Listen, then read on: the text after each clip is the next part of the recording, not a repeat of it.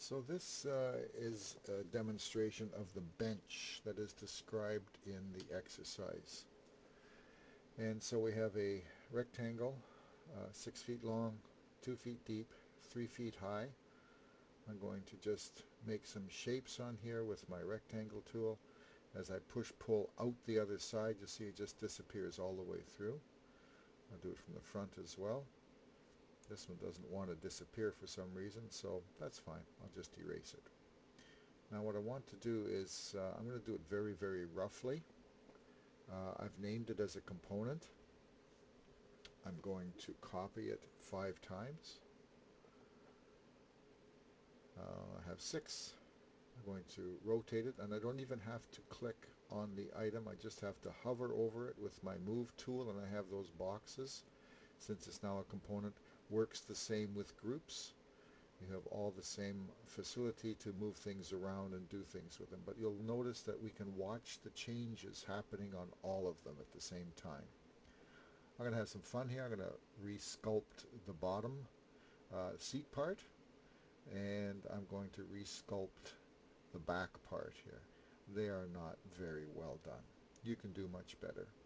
What I've done is I just made it look a little bit different. I have to take that bump out there to make it more ergonomic.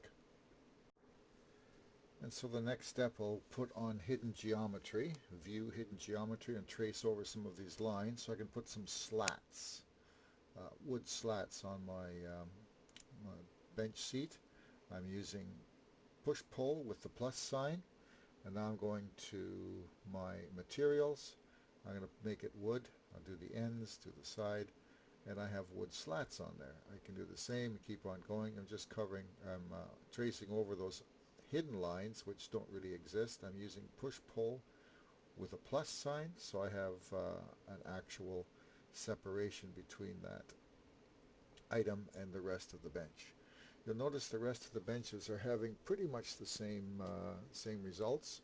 I'm using concrete here, exposed aggregate for the solid part of the bench. I just have to go to the other end.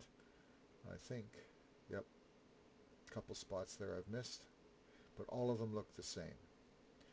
Now I want to do a little bit of extra work here to make this one unique, and I'm going to give it change the name to 4-foot bench. And so it's basically exactly the same structure, the construction, everything is the same. I'll use the scale, and I type in 4 feet for the length that I want it to be, not the length that I want to move the control of the scale. I'm going to copy it and bring it up front and put it beside the other one. You can see I'll have 2 models of bench that can be used in my sales room. I'm going to finish off the slats on this one. There's some pretty big fat slats there. This of course could be done much nicer, and I'll just clean up the edges. If I want to be really fancy, I'll go inside and do all the wood faces so that they all look the same and are done properly. I should do the other end of the model. Here we go. And boy, I'm fast. This video of course is speeded up just to show you the results. I'm also push-pulling to make these a little bit longer. Now that one's not working and not helping very much. So if I push it, pull it, I can double-click to get the same distance as the ones before. If it's not working, what I'll do is I'll push-pull, drag, and show it how far out I want it to be.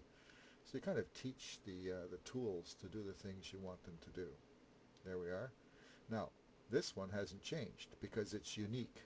So I'm going to do something unique with it. Make it unique. Let's keep it unique. What I'm going to do is I'm going to take out, oh, I didn't do that very well. I was drawing on the outside of the component. You have to get inside the component to make a difference. I'm going to give it some slats. It's temporarily suspended in midair. I'll use the same material and do the ends later.